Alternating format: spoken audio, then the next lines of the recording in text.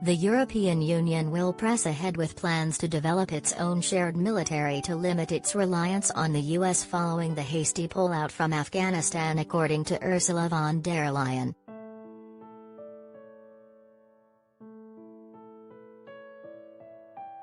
In a self-styled State of the European Union address on Wednesday, European Commission President von der Leyen said that the failure of the government and security forces to repel Taliban insurgents raises troubling questions for the 27-nation bloc, but also for NATO.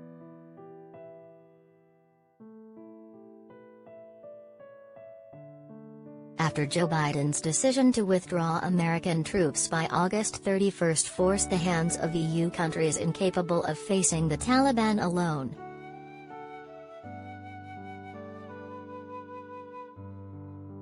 In her speech, von der Leyen said the EU needed the political will to intervene militarily without the US, and that it is time for Europe to step up to the next level.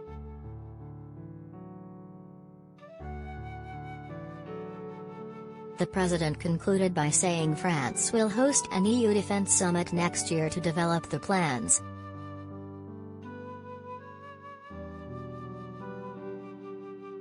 The scenes of chaos in the final days of Kabul evacuations saw Afghans plunge to their deaths from the sides of military aircraft on takeoff, and a suicide bombing that killed 169 Afghans and 13 U.S. personnel and encapsulated the end of a two-decade war led by Washington with support from the EU.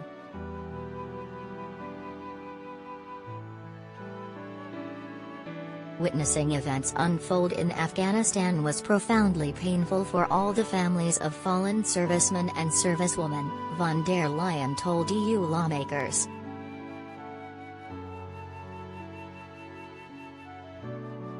To make sure that their service will never be in vain, we have to reflect on how this mission could end so abruptly.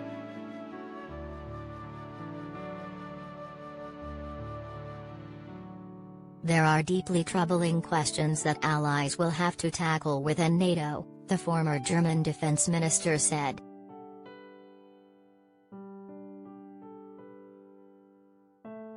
But she conceded that cooperation with NATO, where the US is by far the most powerful and influential member, must also remain a priority.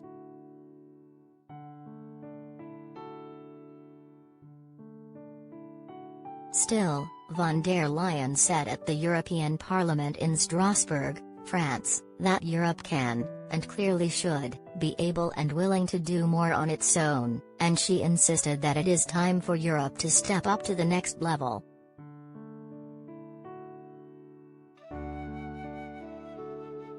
Earlier this month, EU ministers debated creating a standby EU force of around 5,000 troops to deploy in crises like the one at Kabul airport, but the plan faces opposition from some of the 22 EU countries that are also members of NATO, notably countries bordering Russia comforted by US security assurances.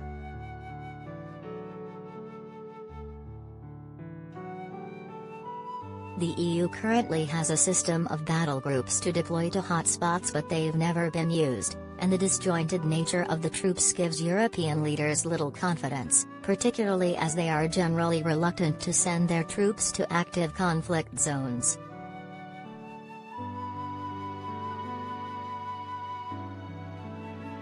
You can have the most advanced forces in the world, but if you are never prepared to use them, of what use are they?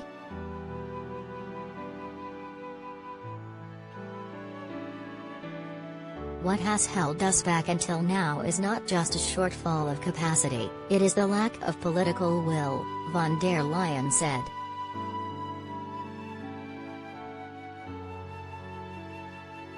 If we develop this political will, there is a lot that we can do at EU level.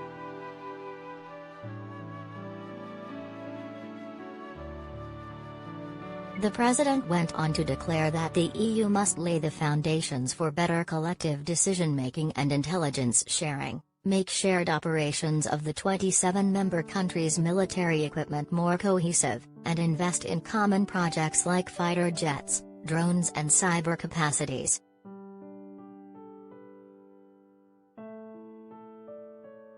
To do so, she proposed a waiver on value-added tax for defense equipment developed and produced in Europe, which could help wean the bloc off its dependence on U.S. gear.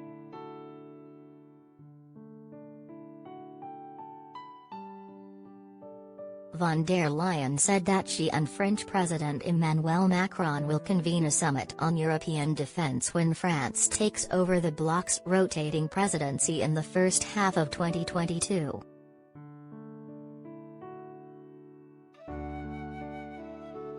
Her call to arms will likely receive backing from many of Europe's most influential states. Macron has long called for more EU defense autonomy, notably during the turmoil of the Trump administration, while German Defense Minister Annegret Kramp-Karrenbauer said earlier this month the EU should become a strategic player to be reckoned with.